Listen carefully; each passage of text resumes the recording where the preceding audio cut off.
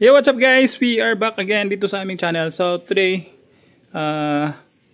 gagawa tayo ng sliding window na CB98 series. So yung previous na vlog natin is gumawa tayo or pinakita natin kung paano i-assemble yung mga sliding panel. So this time, pakita ko sa inyo kung paano naman i-assemble or paano yung mga less sa ating perimeter frame na consists of double jump, double head at saka double seal na mga aluminum. So bago tayo magpatuloy, kung bago lang kayo dito sa aming channel, make sure to subscribe and then palike and share na rin po nitong aming channel.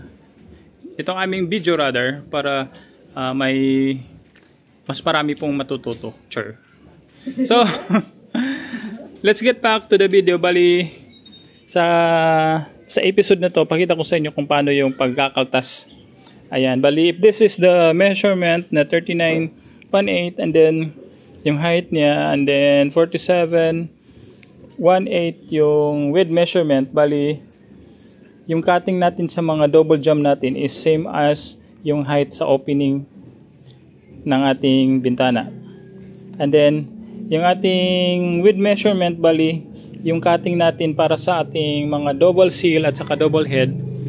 This is the double seal and the double head as well.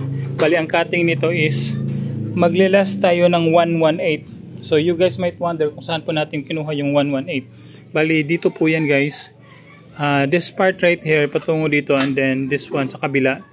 Bali in-add natin yung total measurement niya is 118. Ayan.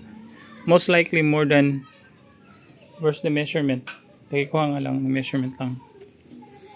So this is like 1 inch rather plus clearance po ng ating gagamiting rubber jump. Bali yun po yung 1/8. Okay, hawidra lang. Tapad na siya ng tapad. So yung total measurement nga pala nito is 1 inch plus yung rubber jump. Yun yung total measurement na ililas natin sa ating opening measurement sa width, which is 1/1/8. So ayan, kakaltasan na po natin yung ating double jump. Bali, yung mga panel natin is sa left side po, ang loob na bahagi is left side po siya, and then the outer part or outer panel is sa right. So ganito po yung ating magiging posisyon ng ating double jump. So pasok lang natin dito sa ating puncher. And then, siguraduhin nyo lang pong na hindi po baliktad yung pagkakapasok nyo po sa ating puncher. So, sa taas na bahagi naman, which is ang double head, so it's either baliktaran po yung pagkakapasok nyo. Pwede pong ganyan. Ayan. Kumbaga reversible. So, yan po yung mga butas natin sa ating double jump. Ayan. Ito po yung sa head. And then, this one is double seal. So, proceed tayo sa ating double seal. Bali, this one, bubutasan natin ito para sa kanyang drain. Sige lang, pakibidyo mo lang. Sige, oops, ay pag ako lang, be. Okay, hindi mo kabisa. Dito ka lang. Ko akong ilong. Sa. Ay, galing. Sa.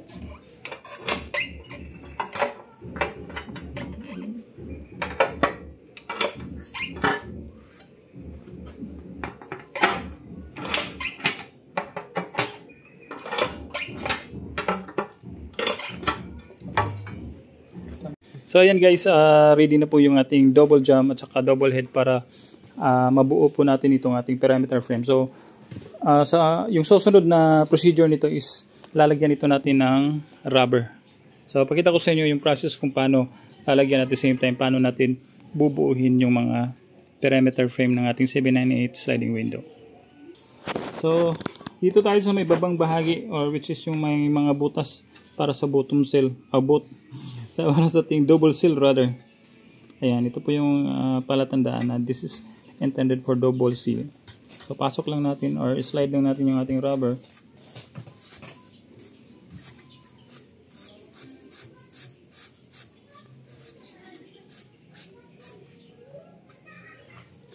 Then maglagay lang tayo dito ng almost 1 inch na clearance para sa kanyang head or sa double seal rather. Then just repeat the process lang po sa isa pang double jump.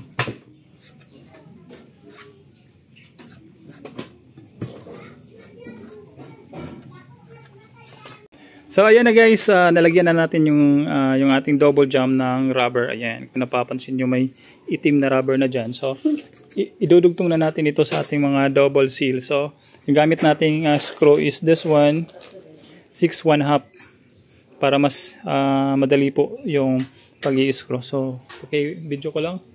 Pag-hawid rather. So una kong dinudugtong is itong double seal at saka double jump. Sana yung screw natin. Then pasok natin yung screw. And then medyo mahirap siya.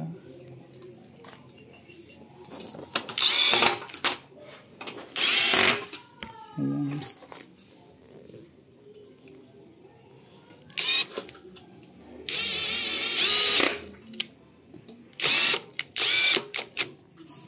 So, siguraduhin nyo lang po na placing po yung end ng ating double jump at saka itong this part right here nitong ating double head, double seal rather.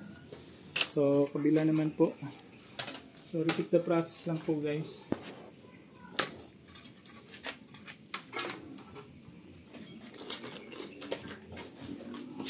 Klaro pa? Klaro pa ganyan nga. Animal ka. Huwag mong i-apil aking mukha. Iya, tayo sa ating malalistisong mukha. May aluminum pa dito sa mukha, oh. So, depende po sa inyong available na screw. Sometimes yung ginagamit ko pong tornilyo dito is yung gypsum screw. Gypsum screw na 1 inch. Then, baliktad natin guys. Yan na yan. Then kadam. Klaro pa ganyan ni Harding sa layo ko. Ako ka mo yan dyan. Ako ka mo yan dyan.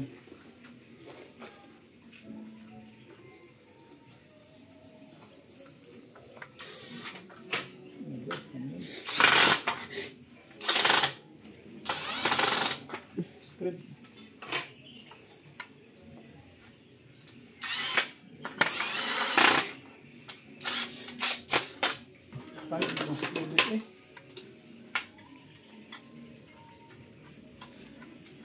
Pag medyo gahi, gamitan niyo po ng tornilyo o yung Phillips screw. Yan, medyo marumi na yung ano.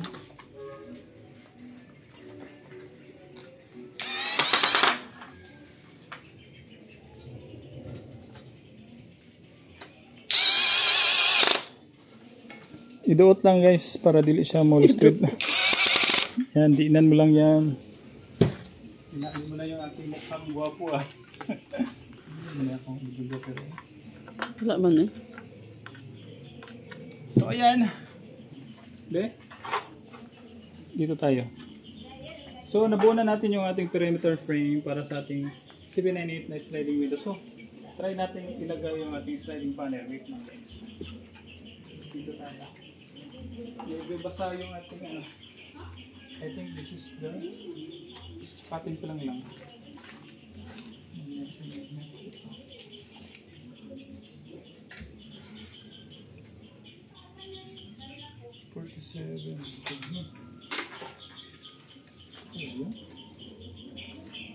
Try natin.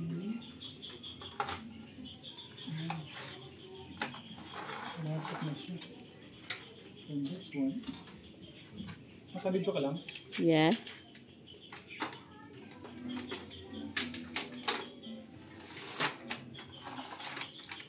Ayan, perfect. Perfect yung tubig. Ayan guys. I want balot now. Yan. Don't like balot. Wala na atong panihapon. Diet muna tayo. So ayan guys, perfectly aligned at saka sakto po yung ating pagkakaputol ng mga top and bottom rail. So that's it for now. Make sure to subscribe our YouTube channel and then like and share na rin po nito ang aming video para mas marami po yung matuto. Sige katawa di, madam. So again, this has been Bong's Work.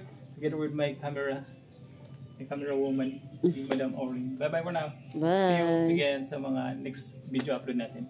Bye-bye. Tch. Ala.